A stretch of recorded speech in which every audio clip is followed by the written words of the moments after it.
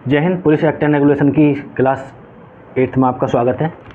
देखिए, अभी हम पीछे 7 क्लास डिस्कस कर चुके हैं, ठीक है, जिसमें प्री और मेंस के हिसाब से हमने जितने भी टॉपिक हमारे बन रहे थे हमने सब डिस्कस किए, प्री के हिसाब से ही मेंस के हिसाब से भी।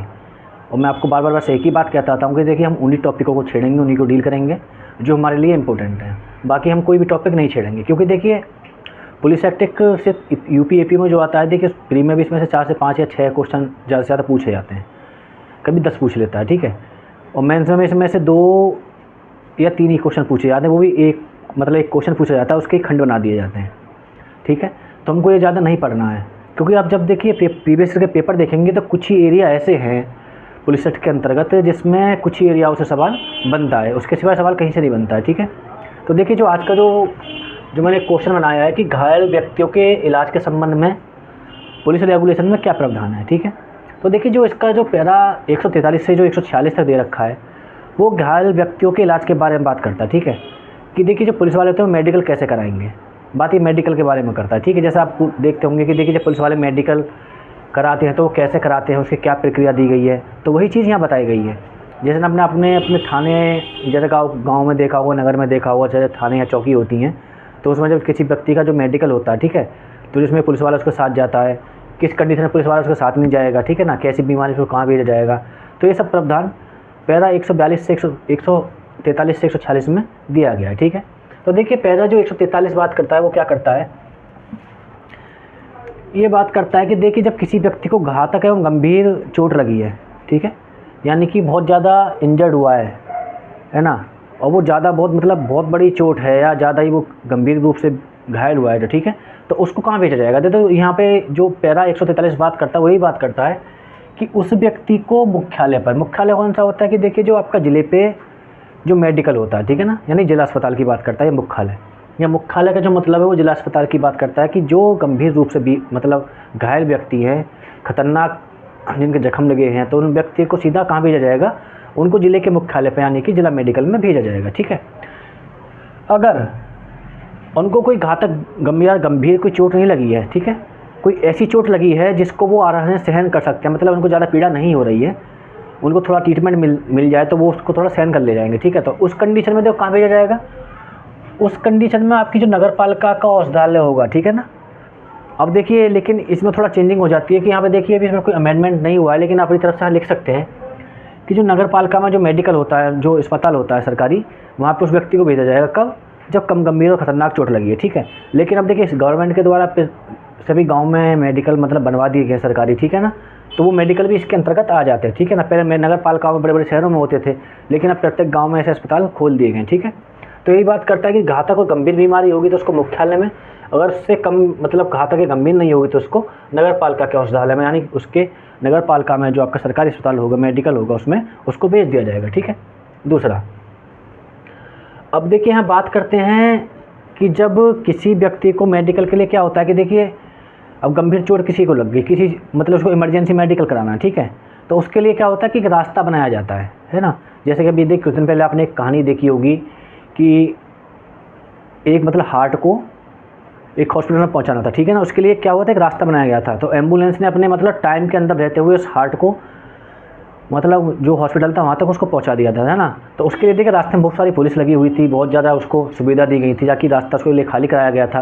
तो उसी की बात यहाँ ये करता है कि जब देखिए बहुत ज़्यादा खतरनाक है, गंभीर बीमारी है, इमरजेंसी मेडिकल करना है, तो उसके लिए एक रास्ता बनाया जाएगा, ठीक है, मुख्यालय तक, जहाँ तक कि मरीज़ को जाने आने में कोई परेशानी, ले जाने परेशानी ना हो, ठीक है। ये रास्ता किसके आदेश से बनेगा, तो वो रास्ता जो बनेगा देखिए पुलिस अधीक्षक के आदेश से बनेगा। पुलिस अधीक्षक आदेश देगा कि इस व्यक्ति को अस्पताल तक ले जाने के लिए इस रास्ते से ले जाया जाए, और रास्ते में सभी को आदेश दे दिया जाएगा, पुलिस वाले जो भी उसके अधीनस्थ होते हैं, कि आप इनको सुविधा दीजिए ताकि वहाँ ये समय से पहुँच सकें, ठीक है।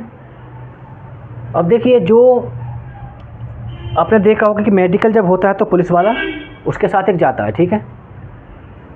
अब देखिए, पुलिस वाला वो कौन होगा, वैसे देखिए, जो अधिकार जो दिया गया है वो पुलिस थाने के भाषातक अधिकारी को दिया गया है, ठीक है, जो आपका थाने का इंचार्ज होता है। लेकिन वो स्वयं नहीं जाता, वो क्या करता है कि अपने निर्देशानुसार किसी भी कांस्टेबल, हेड कांस्टेबल या अपने किसी अधीनस्थ एसआई को भी भेज सकता है, ठीक है।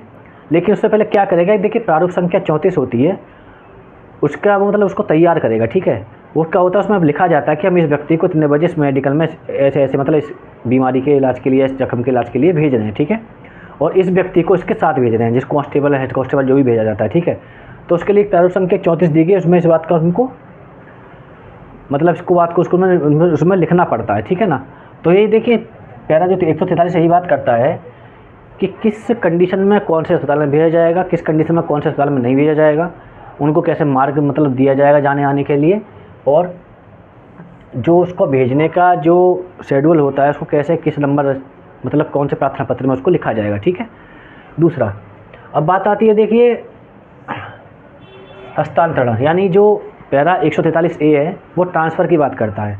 अब आप सोच रहे होंगे ट्रांसफ़र क्या, देखिए प्रॉपर्टी वाला ट्रांसफ़र नहीं, ट्रांसफ़र इसका मतलब ये हो गया कि जब मान लीजिए आपने उसको किसी ऐसे अस्पताल में भर्ती कराया जहाँ जो चिकित्सा अधिकारी था उसको लगता है कि यहाँ पे इसका इलाज संभव नहीं है, ठीक है, तो उसको वो रेफ़र करेगा, जिसको हम आम भाषा में बोलते हैं कि इसको हायर मेडिकल में रेफ़र कर दिया गया, ठीक है। तो ये बस हायर मेडिकल मतलब हायर मेडिकल में रेफ़र की बात करता है, यानी ट्रांसफ़र की बात करता है कि उसको किसी अन्य चिकित्सालय में भेजेगा। कब? जब उस पर युक्त यानी रीजनेबल उसके पास रीज़न है या युक्त उसके पास कारण है इसको भेजने का कि इसका इलाज यहाँ संभव नहीं है। लेकिन उसको भेजने से पहले जो चिकित्सा अधिकारी होता है उसका यह दायित्व होगा कि वह उसको प्रथम दृष्टि यानी फर्स्ट एड, जिसको हम बोलते हैं ना फर्स्ट एड दे दिया, तो उसको प्रथम दृष्टि में ऐसा एक इलाज मतलब दे देगा ताकि वो व्यक्ति जिसको हम ले जा रहे हैं वो सुविधाजनक तरीके से वहाँ तक ले जाया जा सके, ठीक है। तो 143 में बस इतना ही प्रावधान है 143 में कि हमारे ये जो मरीज को रेफ़र करने के बारे में बात करता है हायर मेडिकल में, ठीक है। अब देखिए पैरा 144 क्या बात करता है, 144 बात करता है रिपोर्ट तैयार के बारे में, मतलब जो रिपोर्ट मेडिकल की रिपोर्ट कैसे तैयार की जाएगी, ठीक है। देखिए मेडिकल की रिपोर्ट कौन तैयार करता है, मेडिकल की रिपोर्ट वही तैयार करता है अधिकारी जिसके द्वारा चिकित्सा की जाती है, ठीक है, या उसका सीनियर जो ऑफिसर होता है वो उसकी मेडिकल रिपोर्ट तैयार करता है, ठीक है। तो देखिए मेडिकल रिपोर्ट तैयार करने के बारे में जो है प्रावधान किया गया, क्या दिया गया आगे कि जो देखिए जो मेडिकल रिपोर्ट जो होगी, ठीक है, चाहे वो मृत्यु से संबंधित हो या किसी चोट से संबंधित हो, ठीक है, वो हमेशा 3 प्रतियों में यानी कि उसके 3 प्रतियों में वो तैयार की जाएगी, ठीक है, यानी 3 उसकी फ़ोटो स्टेट होंगी, ठीक है, एक उसकी मूल होगी और 2 उसकी फ़ोटो स्टेट, तो कितनी होगी 3 प्रति होगी, तो वो 3 प्रतियों में हमेशा स्टार्ट की जाएगी, ठीक है ना। उसके बाद क्या होता है कि देखिए जो उसकी जो मूल प्रति होगी, जो उसकी जो मेन जो पेपर है वो किसको दे दिया जाएगा, वो एसएसपी को दिया जाएगा, ठीक है। दूसरा जो सेकंड उसकी जो सेकंड उसकी जो फ़ोटो स्टेट होगी, सेकंड प्रति जो होगी वो किसको देगी, जो मेडिकल जिस व्यक्ति का कराया गया उसके संग जो पुलिस अधिकारी आया है, ठीक है, या कांस्टेबल आया या कोई भी आया उसको वो बंद लिफाफे में करके उसको दे दी जाएगी, ठीक है। अब बात आती है थर्ड प्रति की, हमें 3 प्रति तैयार कराई थी यहाँ पे, तो जो थर्ड जो प्रति होगी, जो थर्ड फ़ोटो स्टेट होगी वो किसको दी जाएगी, तो थर्ड प्रति जो दी जाएगी देखिए जो चिकित्सा अधिकारी होता है जो वहाँ उसका मेडिकल कर रहा है वो उसको अपने पास रखेगा, ठीक है, यानी कि फर्स्ट जो उसकी जो मेन कॉपी थी वो एसएसपी को दे दी जाएगी, सेकंड कॉपी किसको दी जाएगी, जो पुलिस वाले उसको लेके आया है, ठीक है, थर्ड कॉपी मेडिकल ऑफिसर अपने पास रखेगा, ठीक है। दूसरा देखिए जो ये दोनों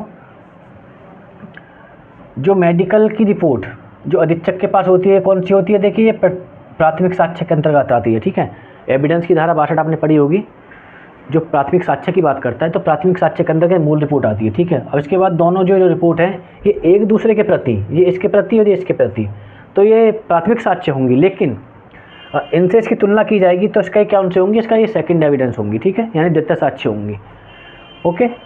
दूसरा जब देखिए चोट या बीमारी कुछ ऐसी गंभीर है कि उसके किसी एक निश्चित बिंदु पर जाँच की जानी है, ठीक है, मतलब बहुत ज़्यादा जिसको कहते हैं ना एक मतलब स्पेशल जांच की जानी है, ठीक है, तो ऐसी स्थिति में अधीक्षक क्या करेगा, ऐसी स्थिति में अधीक्षक किसी पुलिस अधिकारी को जिसका पद एसआई से नीचे का नहीं होगा, ठीक है, कम से कम एसआई होना चाहिए, तो उसको उस अस्पताल में नियुक्त कर सकता है, यानी कि उसको उस अस्पताल में नियुक्त कर सकता है जहाँ उस व्यक्ति की परीक्षा चल रही है, मेडिकल उसका चल रहा है, ठीक है, किस चीज़ के लिए, ऐसी रिपोर्ट प्राप्त करने के लिए कि जो ऐसे व्यक्ति के किसी मतलब एक मुख्य बिंदु पर जहाँ कोई मतलब एक कोई अलग ही मतलब बिंदु है वहाँ पे उसकी जांच की जानी है, ठीक है। मान लीजिए किसी को गोली लग गई, ठीक है, अब उसका पूरा मेडिकल हमने करा लिया, ठीक है, तो मेडिकल इसी तरह से हुआ जैसे ले आएगा, ठीक है। अब उसको हमें ये जांच करनी है कि इसने जख्म कितना अंदर तक गया है, कि कौन सी गोली लगी है, कितने दूर से चलाई गई है, ठीक है। तो ये क्या होता है कि एक मुख्य बिंदु पर हमें इसकी जाँच करनी होती है, ठीक है। तो ऐसी जाँच की रिपोर्ट प्राप्त करने के लिए अधीक्षक किसी पुलिस अधिकारी को जिसका पद पुलिस एसआई से नीचे नहीं होगा, उसको वो नियुक्त कर सकता है। ठीक है, तो देखिए जो पैरा 144 बात करता है वो रिपोर्ट के बारे में बात करता है कि रिपोर्ट तैयार कैसे होगी, कितने उसके मतलब कितने उसके प्रारूप तैयार करे जाएंगे, 1 2 3 प्रारूप उसके तैयार करे जाएंगे। ठीक है, जब किसी मुख्य बिंदु के ऊपर जांच की जानी है तो उसकी रिपोर्ट एसआई को दी जाएगी, जिसको पुलिस अधीक्षकारी नियुक्त करेगा। ठीक है, अब बात करते हैं 145 की। पैरा 145 क्या बात करता है? 145 जो बात करता है वो स्ट्रेचर की बात करता है। जब घायल व्यक्ति कोई जब थाने में आता है तो प्रत्येक थाने में देखिए स्ट्रेचर होगा। ठीक है, घायल व्यक्ति को ले जाने के लिए और मृत व्यक्तियों की बॉडी को ले जाने के लिए। ठीक है, लेकिन देखिए यहाँ पे एक रोक और लगा दी गई है। वो रोक क्या लगा दी गई है कि देखिए जो घायल व्यक्ति जो होता है, ठीक है, उसको जो मृत व्यक्ति का जो स्ट्रेचर होता है, ठीक है ना, उस पर नहीं ले जाया जाएगा। ठीक है, दोनों के लिए स्ट्रेचर अलग अलग होगा। ठीक है, ये प्रत्येक थाने में उपलब्ध होता है। पुलिस रेगुलेशन का पैरा 145 ये कहता है कि प्रत्येक थाने में 1 या 2 स्ट्रेचर उपलब्ध होंगे। ठीक है, घायल व्यक्तियों को और मृत व्यक्तियों को इन स्ट्रेचरों से ले जाया जाएगा। ठीक है, लेकिन घायल व्यक्ति को मृत व्यक्ति के स्ट्रेचर पर नहीं ले जाया जाएगा। ठीक है ना, तो इसी बारे में ये बात करता है स्ट्रेचर के बारे में कि स्ट्रेचर जो होगा, जो जिन व्यक्तियों की मृत्यु की डेड बॉडी को ले जाने के लिए, जो घायल व्यक्ति उनको ले जाने के लिए अलग अलग स्ट्रेचर होंगे। ठीक है, अब देखिए बात करते हैं इसके पैरा 146 की बात करें तो पैरा 146 क्या करता है? पैरा 146 अधिकार देता है किसको? जिस व्यक्ति की चिकित्सा परीक्षा हो रही है, यानी जिस व्यक्ति का मेडिकल कराया जा रहा है, उसको ये अधिकार प्रदान करता है। ठीक है, अब कौन कौन से अधिकार प्रदान करता है? पहला कि देखिए जिस व्यक्ति का मेडिकल हो रहा है, उस व्यक्ति का मेडिकल उसकी इच्छा से ही किया जाएगा। ठीक है, और उसकी इच्छा के विरुद्ध किया जाता है तो वो मेडिकल से मना कर सकता है। ठीक है, तो इसमें देखिए पहला पॉइंट क्या था कि जो उसको ये अधिकार मिला गया है कि 146 में अधिकार बताए गए हैं उस व्यक्ति के, जो व्यक्ति की चिकित्सा परीक्षा होती है। ठीक है, तो उसमें ये बताया गया है कि देखिए उस व्यक्ति का जो मेडिकल किया जाएगा उसकी इच्छा के अनुसार किया जाएगा। ठीक है, देखिए जैसा कि आप 164 पढ़ते होंगे। ठीक है, जैसे बलात्कार के परीक्षण के बारे में बताया गया है। जब वहाँ परीक्षण होता है तो देखिए किसकी सहमति से होता है? या तो पीड़िता की सहमति से होगा या पीड़िता के किसी सगे संबंधी की सहमति से होगा। जब तक वो अपनी सहमति नहीं देंगे, जब तक कंसेंट नहीं देंगे, तो उनकी सहमति के बिना कोई भी परीक्षण नहीं किया जाएगा। ठीक है, उसी बात को ये बोलता है कि देखिए जब तक जिस व्यक्ति का मेडिकल होना है वो व्यक्ति अपने मेडिकल की कराने की अपनी तरफ से इच्छा या सहमति नहीं देता है तो तब तक उसका मेडिकल नहीं कराया जाएगा। ठीक है, यानी कि उसकी इच्छा के विरुद्ध उसका मेडिकल नहीं हो सकता है ना। दूसरा अधिकार इसमें देखिए लेडीज़ों को ले दिया गया है, औरतों के लिए। जब मान लीजिए कोई पुरुष चिकित्सक है, ठीक है, और लेडीज़ की मेडिकल होना है, ठीक है, या वो लेडीज़ मना करती है कि मैं इस पुरुष जो मैन जो है यहाँ पे चिकित्सक, उससे परीक्षा नहीं करानी चाहूँगी, तो उस कंडीशन में वो महिला इनकार कर सकती है। ठीक है, तो उस स्थिति में क्या होगा? उस स्थिति में ये होगा कि उस महिला का मेडिकल किसी चिकित्सक महिला से कराया जाएगा। ठीक है, तो यहाँ देखिए 2 तरह के अधिकार बताए गए। कौन से? तो इच्छा के विरुद्ध अधिकार बताया गया। दूसरा, अगर औरत किसी पुरुष चिकित्सक से अपना मेडिकल नहीं कराना चाहती है तो उसका मेडिकल किसी महिला चिकित्सा अधिकारी से कराया जाएगा। ठीक है, तो देखिए यही प्रावधान था कि पुलिस रेगुलेशन में घायल व्यक्तियों के इलाज के बारे में क्या प्रावधान है। ठीक है, तो उसमें ये बताया गया था कि देख पुलिस कैसे उनको ले जाए, कौन सी बीमारी में, मतलब कौन से किस प्रकार के जख्म में गंभीर है तो कौन से अस्पताल में ले जाएगी, अगर कम गंभीर है तो कौन से अस्पताल में ले जाएगी। ठीक है ना, उनके लिए रास्ता कौन उपलब्ध कराएगा, कैसे रास्ता होगा, और इस बात की रिपोर्ट कौन से पैरा में तैयार की जाएगी। तो 34 नंबर जो फार्म होता है उसमें इसकी रिपोर्ट प्रार्थना पत्र तैयार किया जाएगा जो मेडिकल को भेजा जाएगा। ठीक है, पैरा 143 से क्या बात करता था कि जब देखिए किसी मेडिकल में हम किसी को ले गए इलाज के लिए, वहाँ पे उसका इलाज संभव नहीं है तो इस बात की रिपोर्ट लिखते हुए उसको हायर सेंटर में रेफर के बारे में प्रदान किया गया है। कहाँ पे? 143 में। ठीक है, पहला 144 बात क्या करता है? रिपोर्ट के बारे में बात करता है। रिपोर्ट 3 प्रतियों में तैयार की जाएगी। ठीक है, फर्स्ट रिपोर्ट अधीक्षक के पास होगी, सेकंड रिपोर्ट उस व्यक्ति के पास होगी जो मेडिकल वाले व्यक्ति को लेकर आया जिसका मेडिकल होना। तीसरी रिपोर्ट किसके पास होगी? तीसरी रिपोर्ट स्वयं जो चिकित्सा अधिकारी है उसको अपने पास रखेगा। ठीक है, मेडिकल ऑफिसर। दूसरा, पैरा 145 में क्या बात किया? पैरा 145 बताता है कि जो घायल व्यक्तियों की जो बॉडी होती है उनको ले जाने के लिए प्रत्येक थाने में स्ट्रेचर होगा। ठीक है, और जो 146 वो अधिकार के बारे में बात करता है कि जिन व्यक्तियों का मेडिकल होगा उनको क्या क्या अधिकार प्राप्त होंगे। उनको 2 अधिकार प्राप्त होते हैं। एक तो उसकी इच्छा के विरुद्ध कोई उसका मेडिकल नहीं कराया जाएगा। दूसरा, उसको ये अधिकार होता है कि कोई पुरुष चिकित्सा अधिकारी है, ठीक है, पुरुष कोई मेडिकल ऑफिसर है मेल, और कोई फीमेल का उसका मेडिकल होना तो फीमेल मना कर सकती है कि मेरा मेडिकल पुरुष मतलब जो मेल है उससे नहीं कराया जाए। ठीक है, तो ऐसी स्थिति में उसके फीमेल डॉक्टर से ही इलाज कराया जाएगा। ठीक है, तो उम्मीद करता हूँ कि आपको आज का लेक्चर पसंद आया होगा। आज का लेक्चर पसंद आया हो तो वीडियो को शेयर एंड लाइक करिए और चैनल को सब्सक्राइब करिए। जय हिंद।